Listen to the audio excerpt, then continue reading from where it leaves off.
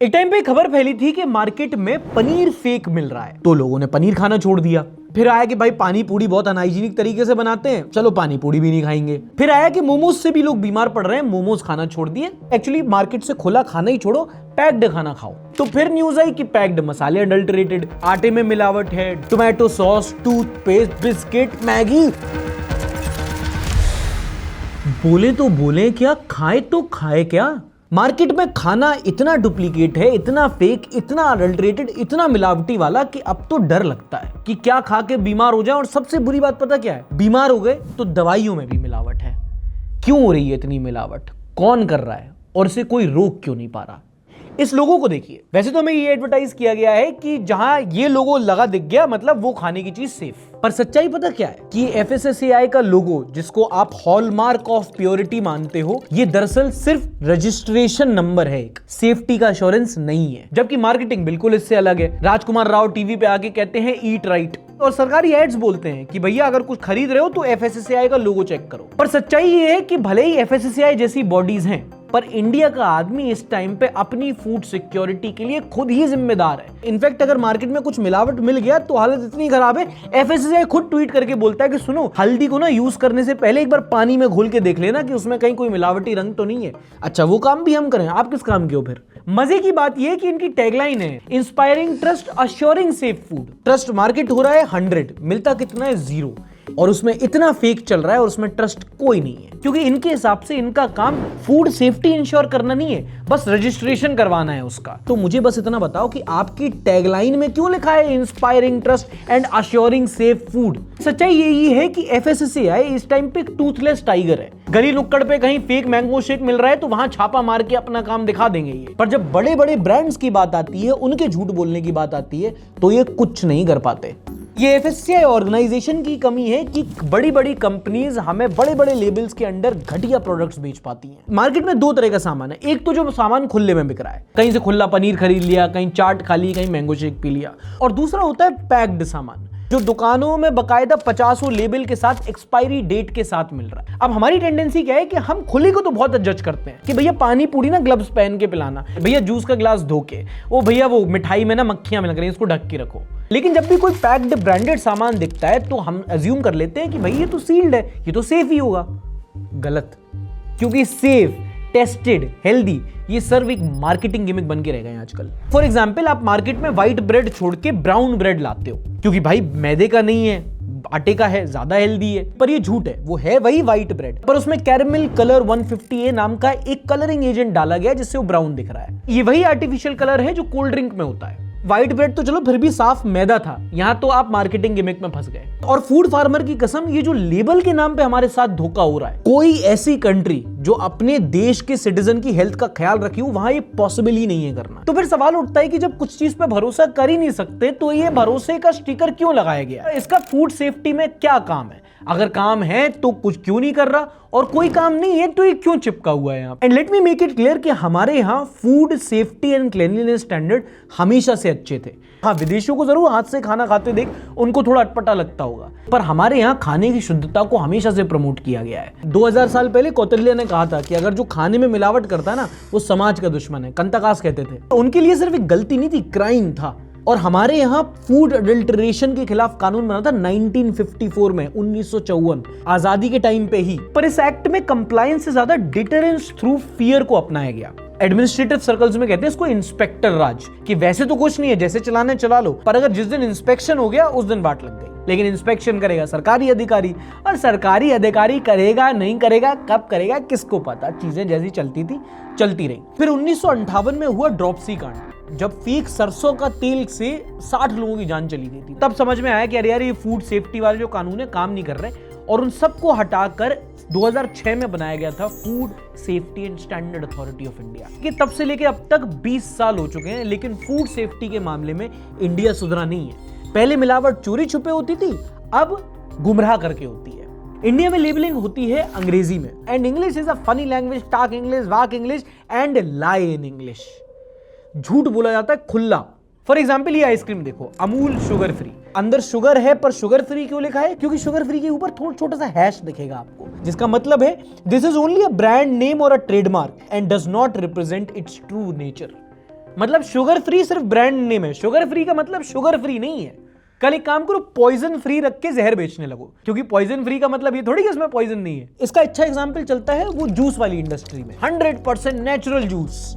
अब आप 100% natural juice पढ़ोगे तो यही लगेगा ना कि संतरे को निचोड़ के सीधा डब्बे में बेच रहे हैं, लेकिन 100% जूस बस एक मार्केटिंग गिमिक है। उस 100% में से कुछ 2-3% जूस कॉन्सेंट्रेट है, बाकी पानी है और चीनी है, और ये तो पैक्ड प्रोडक्ट्स में हो रहा है। खुदरा बाजार में मौत का क्या नंगा नाच हो रहा है। एफएसएसएआई की एसी में जो अधिकारी बैठे हैं देखें जरा। हापुड़ में कद्दू और लाल रंग को मिला के टोमेटो सॉस बनाया जा रहा था। हैदराबाद में 4000 किलो मिलावटी जिंजर गार्लिक पेस्ट मिला उसमें। सूरत में 1400 किलो पनीर पकड़ा जाता है जो टॉयलेट साफ करने वाले एसिड से बना था। और ये तो चंद केसेस हैं, आप किसी भी दिन ट्विटर पे चले जाओ, आपको 2-3 ऐसे केस मिल जाएंगे जहां पे 1000 किलो में कहीं फेक कोई सॉस मिल रहा है, कहीं टूथपेस्ट मिल रहा है, कहीं पनीर मिल रहा है। हर वो रोजमर्रा की चीज जो आप दिन में एक ना एक बार खाते ही हो, वो कहीं ना कहीं किसी फैक्ट्री में हजारों की तादाद में फेक बन रही होती है। हमारे देश में इसको लेके पूरा एक कानून है, एफएसएस एक्ट 2006, जिसके आप क्लॉजेस पढ़ोगे तो ऐसा लगेगा कि भाई इंडिया में अगर खाने में मिलावट कर दी तो मौत को दावत देना है,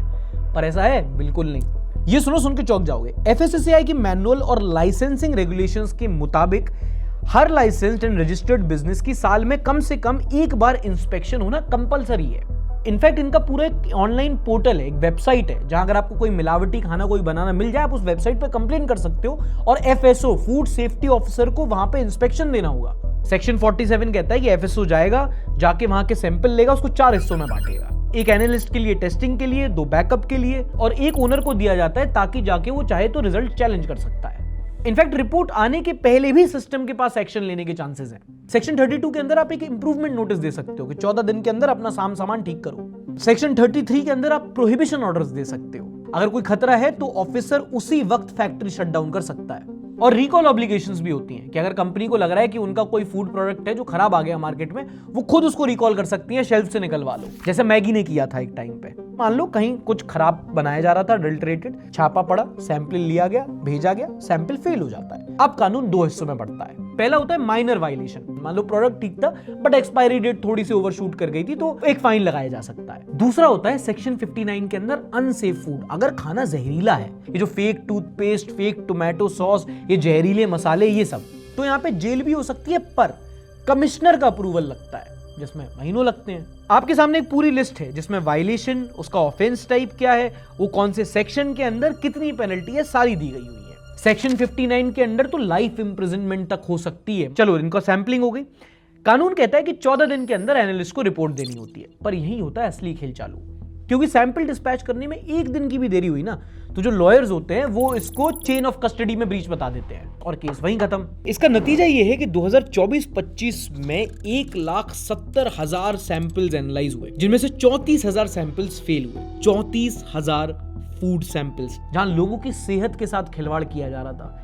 इनमें से अगर एक भी बच जाता तो बहुत बड़ी बात होती, पर बचे कितने? ऑलमोस्ट सारे। सिर्फ 3.7% कन्विक्शन रेट था। प्रोसीजरल एरर के नाम पे केस दबा दिया जाता है। मतलब ऐसा नहीं है कि देश में खराब मिलावटी खाना बेचने पर कोई नियम कानून नहीं है, कानून है, बहुत सख्त हैं। और मिलावट किस स्तर पे हो रही है सबको पता है, एफएसएसएआई के अधिकारियों को भी पता है, पर कितना फाइन लगाया जा रहा है? 1.5 अरब की आबादी वाले देश में कितना फाइन लगा है 1 साल में? पिछले साल 2024-25 सिर्फ 1 साल में सिर्फ 38 करोड़ रुपया। टोटल 1 साल में सारों पे इतना फाइन लगा है सिर्फ। कानून में अपने लूप होल्स हैं। अगर कोई फंसने वाली हो कंपनी तो खुद कानून उसको रेस्क्यू करने के ऑप्शन देता है। अगर कोई ब्रांड है वो टेस्ट के रिजल्ट से संतुष्ट नहीं है तो बोल सकता है उसको रीटेस्ट कराओ एक रेफरल लैब में, और उस लैब का जो वर्डिक्ट होगा वो फाइनल माना जाएगा। एक ब्रांड जिसके पास बहुत ज्यादा पैसा है, जिसके पास बहुत ज्यादा रिसोर्सेज हैं, जिसका खाना लोगों के लिए फेल कर गया, उसको रीटेस्ट करवा सकता है। How it ends you know. Ideally अगर आप खाने में मिलावट करते हो ना, जिसे बच्चे खाते हैं, तो कोई रिकोर्स होना नहीं चाहिए, उठा के जेल में डाल देना चाहिए, कंपनी बंद कर देनी चाहिए। हमारे प्रोटोकॉल सब सही थे, पता नहीं कैसे गलती हो गई। जो इनके एक स्टैंडर्ड प्रेस रिलीज में लिखते हैं ना, वो ड्यू डिलिजेंस हम तो फॉलो कर रहे थे, वो अगर अपना केस में लिख देना तो उनको कुछ नहीं होता। और सबसे बड़ा लूपहोल है ये सेक्शन 39 का फियर फैक्टर। आप जानते हो कंपनी के पास क्या रिकोर्स है, वो जाके उसको दोबारा टेस्ट करा सकते हैं, वो ड्यू डिलिजेंस बता सकते हैं, वो क्लीन चिट ले सकते हैं। और अगर उनको क्लीन चिट मिल जाती है तो जो एफएसओ है जिसने छापा मार के ये पूरी सैंपलिंग की है, उस पे 1 लाख रुपए का फाइन लगता है फिर। तो इसीलिए कोई फूड सेफ्टी ऑफिसर क्यों चाहेगा कि जाके वो बड़े बड़े कंपनीज के बड़े बड़े मालिकों से बैर ले। अच्छा, दूसरा एक प्रोसीजरल प्रॉब्लम। अगर आप किसी एफएससीआई के अधिकारी से बात करोगे ना और उनसे बोलोगे कि भाई इतना यहाँ पे मिलावटी चल रही है, तुम क्यों इन लोग पे छापा नहीं मारते, तुम क्यों नहीं देखते, तुम क्यों सेफ्टी इंश्योर नहीं करते, तो बोलेंगे कि भैया हमारा काम नहीं है वो। क्योंकि सिस्टम के अकॉर्डिंग एफएससीआई का काम सिर्फ साइंस बेस्ड स्टैंडर्ड सेट करना है कि इस प्रोडक्ट में इतनी परमिटेबल लिमिट में पेस्टिसाइड चलता है, इतनी परमिटेबल लिमिट में एमएसजी मिला सकते हो, ये कर सकते हो, स्टैंडर्ड सेट कर लिया, जाओ कंपनी खोलो, आपने हमारा लोगो लगाओ, बेचो। पर क्या कोई उसे फॉलो कर रहा है कि नहीं? ग्राउंड लेवल पर सर्वेलेंस, सेफ्टी, इन्फोर्समेंट ये स्टेट का काम है। मतलब कल अगर आप मुंबई में बिस्किट का पैकेट खोलते हो और उसमें मिलावटी कुछ निकलता है, तो वो किस पैमाने पे मिलावटी है, वो पैमाना एफएससीआई का है। पर वो मिलावटी क्यों है, कैसे बिक गया, कैसे मार्केट में आ रहा है, ये महाराष्ट्र की फूड सेफ्टी अथॉरिटीज का काम है। दूसरा है, ये पूरा डिपार्टमेंट इज अंडरस्टाफ्ड। पूरे इंडिया में 4200 से ज्यादा फूड सेफ्टी ऑफिसर की जरूरत है, मतलब 3.5 लाख लोगों पर एक ऑफिसर। पर अभी कितने पोस्टेड है? सिर्फ 3000। 2017 की सीएजी रिपोर्ट बताती है ये कि एफएससीआई के हेडक्वार्टर में 73% स्टाफ उनका कॉन्ट्रैक्चुअल है। तो ये हम as a nation, as a country, as citizen, as government, हम फूड सेफ्टी को सीरियसली ले ही नहीं रहे। एग्जाम्पल के तौर पे बताऊं तो 2023 में अकेले तमिलनाडु स्टेट में 33% एफएसओ ऑफिसर की पोजीशंस खाली थी। ऑफिसर्स नहीं है तो ना इंस्पेक्शन होंगे ना सैंपलिंग ली जाएगी। 90% स्टेट लैब्स के पास एनएबीएल एक्रेडिटेशन ही नहीं है, वो सर्टिफाइड ही नहीं है कि वो लैब टेस्ट कर पाए। अगर सैंपल हो भी गया, इनकी रिपोर्ट निकली गई तो कोर्ट में नहीं मानी जाएगी। एक बार तो तमिलनाडु में लैब कैपेसिटी ना हो पाने की वजह से 20% सैंपल एक्सपायर कर गए। मतलब फूड सेफ्टी का पूरा सिस्टम सड़ गया है अंदर से। हमने सोचा हम लिस्ट निकालें कि पिछले साल इन्होंने फूड सेफ्टी के चक्कर में कितने लाइसेंसेस कैंसिल किए, कितने सस्पेंड किए। तो पता चला कि एफएससीआई कोई भी कंसोलिडेटेड लिस्ट ही पब्लिश नहीं करती जो ये बताए कि इन्होंने साल में कितने लाइसेंस सस्पेंड किए, कैंसिल किए। लास्ट 2018-19 यानी कि 7 साल पहले का डेटा है, जब 1.6 लाख सैंपल्स लिए गए थे। और पता है कन्विक्शन कितनों में हुआ? सिर्फ 701। अगर कहीं कुछ मिलावटी हो रहा है तो पहली बात तो पहले कोई कुछ करेगा नहीं, आप जाओगे कंप्लेन दर्ज करोगे। फिर गलती से आपकी अगर कंप्लेन नोट हो गई और कोई ऑफिसर आ गया once in a blue moon, पहले तो आपको खुद ही एडवाइजरी इशू कर देंगे, अरे बाहर खाना खराब मिल रहा है, तुम खा क्यों रहे हो? क्रिमिनल तो क्राइम करेगा, तुम सतर्क क्यों नहीं रहते? गलती से उसने कहीं से अगर सैंपल ले लिया और टेस्ट के लिए भेज दिया तो या तो सैंपल नहीं भेज पाएंगे टाइम से, या तो सैंपल लैब में एक्सपायर कर जाएगा, या लैब के पास वो सर्टिफिकेशन ही नहीं होगा कि वो सैंपल टेस्ट कर लें। और इतनी सब जंग हो गई, सब कुछ हो गया, तब भी उस जगह पे कार्रवाई होने के चांसेस हैं 2%। ये तो हो गई सेफ्टी की बात। अब आते हैं स्टैंडर्ड्स की बात पे। ये कोई छुपी हुई बात नहीं है कि सेम कंपनी सेम प्रोडक्ट जो विदेश में बेचती है और जो इंडिया में बेचती है उसमें जमीन आसमान का फर्क है। वहां पे रियल चॉकलेट यूज होती है, हमारे यहाँ फ्लेवरिंग एजेंट यूज होते हैं। वहां पे वो अच्छा ऑयल मिलाएंगे, हमारे यहाँ पाम ऑयल में बनता है। वहां पे चीनी कम डालेंगे, हमारे यहाँ चीनी भर भर के डाली जाती है। वहां की सरकारों को और लोगों को फर्क पड़ता है कि वो खुद क्या खा रहे हैं, अपने बच्चों को क्या खिला रहे हैं। हमारे यहाँ तो बस छपा है ना, ठीक ही होगा। नेस्ले का सेरेलैक बच्चे पीते हैं, इसलिए बाहर विदेशों में उसमें चीनी नहीं मिलाने देते, पर हमारे यहाँ 3 ग्राम चीनी मिला सकते हो। हमारे यहाँ जो मसाले हम चाव से अपनी कढ़ाई में डालते हैं, विदेशों में वो पोर्ट पे ही रोक लिए जाते हैं कि क्या बेच रहे हो, इतना पेस्टिसाइड खाएंगे क्या हम? और अडल्ट्रेशन पकड़ना तो दूर की बात, ये तो हैंड इन ग्लव्स है। जो मिलावटी सामान होता है उसको ये लोग पकड़ना छोड़ो, लीगलाइज करके बैठे हैं। फॉर एग्जाम्पल जो फेक पनीर होता है वो बहुत सारी जगह पे लीगली बिक रहा है। जोमैटो अपने हाइपर प्योर से उसको रेस्टोरेंट में बेचता था क्योंकि एफएससीआई उसको बेचने देता है under the garb of analogue paneer. और जब लोगों ने इस पर सवाल उठाए तो अब रिसेंटली जाके इन्होंने एडवाइजरी जारी की है कि नहीं भैया ये ऐसा नहीं चल सकता कि एनालॉग पनीर को आप पनीर बता के नहीं बेच सकते। और हमारे यहाँ रूल्स टाइट नहीं हो रहे, स्टैंडर्ड ढीले कर दिए जा रहे हैं। रिसेंटली मसाले के पैकेट में जो परमिसेबल लिमिट थी ना पेस्टिसाइड रेसिड्यू की, उसको बढ़ा के 10 गुना कर दिया है कि इतनी सेफ्टी आप अश्योर नहीं कर पा रहे, कोई बात नहीं, हम सेफ्टी स्टैंडर्ड कम कर देते हैं। इतनी तो कर सकते हो। स्टैंडर्ड आपके खुद के नहीं है, आप सेट क्या करोगे? क्या होना चाहिए? आप खाना खा रहे हो, मिलावटी आ रहा है, एक अथॉरिटी है उसके लिए, लोग कंप्लेन कर रहे हैं, आवाज उठाई जा रही है, इनको अपना काम करना चाहिए। ये क्या कर रहे हैं? वो लोग जो बताते हैं कि अच्छी तरीके से खाना नहीं मिला, ये अपना काम नहीं कर पा रहे, जो सिस्टम की खामियां सामने लेके आ रहे हैं, ये उन पे एफआईआर कर रहे हैं, ये केस करते घूम रहे हैं उन लोगों पे कि इनकी ऑर्गेनाइजेशन का नाम और रेप्यूटेशन टारगेट किया जा रहा है। और ये काम तो तब कर पाए ना जब क्वालिफाइड हो। एक ट्विटर हैंडल है खुरपेच, उसके खिलाफ इन लोगों ने केस किया था, तो उसने कहा चलो ठीक है अब आओ अच्छे से मैदान में। खुरपेच ने जब इन्वेस्टिगेशन की तो पता चला कि जो एफएससीआई की डायरेक्टर है उनके डॉक्यूमेंट्स में झोलमाल है। सीवी में लिखा है कि नेस्ले में 2006 से काम कर रही है, पर सर्विस सर्टिफिकेट कहता है कि उन्होंने अगस्त 2007 में तो ज्वाइन किया था। एफएसएसएआई का डायरेक्टर इतनी हाई लेवल की पोस्ट है, इस पोस्ट के लिए 5 साल का सुपरवाइजरी एक्सपीरियंस होना कंपलसरी होता है। उनके पास नहीं था। रूल्स के मुताबिक पिछले 2 साल का सीटीसी आपका 18 लाख होना चाहिए था। इनका सिर्फ 1 साल का मैच किया। और ये सिर्फ एक इंसान की बात नहीं है। खुरपेज की इन्वेस्टिगेशन बताती है कि ऐसे और भी कई सारे अपॉइंटमेंट्स हुए जो सेंस नहीं बना रहे।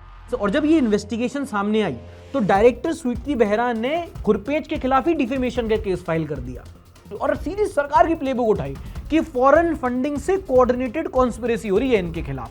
हमारे बच्चों को खाना खिलाने से डर रहे हैं हम लोग, क्योंकि अगर कढ़ाई पनीर खिला दिया तो पनीर भी नकली और मसाला भी नकली। कौन सी फॉरेन फंडिंग है ये? और ये बताने के लिए अगर फॉरेन फंडिंग लग रही है ना तो सब फॉरेन फंडिंग लेंगे फिर। और भी ऐसे कई सारे हैंडल थे जिन्होंने बताया कि भाई यहाँ अडल्ट्रेशन हो रहा है, ये हो रहा है। जो न्यूज सामने लेके आ रहे थे उन सबको टैग करके उनके खिलाफ केस हुए हैं।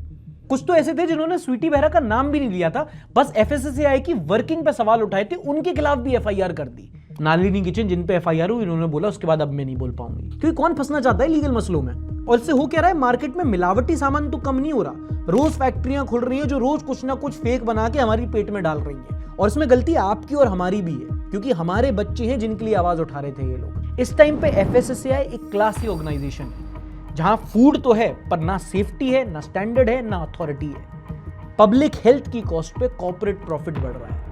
तो हमें आपको कई सारे सवाल उठाने पड़ेंगे। फर्स्ट थिंग्स फर्स्ट, पहला, इंडिया के फूड स्टैंडर्ड इतने वीक क्यों हैं? बाहर जो अच्छा खाना बिक रहा है, सेम प्रोडक्ट इंडिया में घटिया क्वालिटी का क्यों मिल रहा है? बाहर अगर सनफ्लावर ऑयल है तो हमारे यहाँ पाम ऑयल क्यों? दूसरा, खुलने में जो चीजें फेक बिक रही हैं उनके खिलाफ इंस्पेक्शन क्यों नहीं हो रहा, छापा क्यों नहीं पड़ रहा, उनके खिलाफ कार्रवाई क्यों नहीं हो रही, हमें एडवाइजरी क्यों दी जा रही है, ग्राहक की सेफ्टी की जिम्मेदारी ग्राहक पे क्यों छोड़ी जा रही है, और ये ऑफिसर्स पे फाइन लगाने वाला क्लॉज क्यों नहीं हटाया जा रहा? अगर एफएसएसएआई का काम सिर्फ स्टैंडर्ड सेट करना है तो सेफ्टी इंश्योर करने का काम किसका है? अगर स्टेट डिपार्टमेंट का है तो वो अपना काम क्यों नहीं कर रहे? और अगर वो काम नहीं कर रहे तो उनके ऊपर कोई अथॉरिटी क्यों नहीं बैठाई जा रही?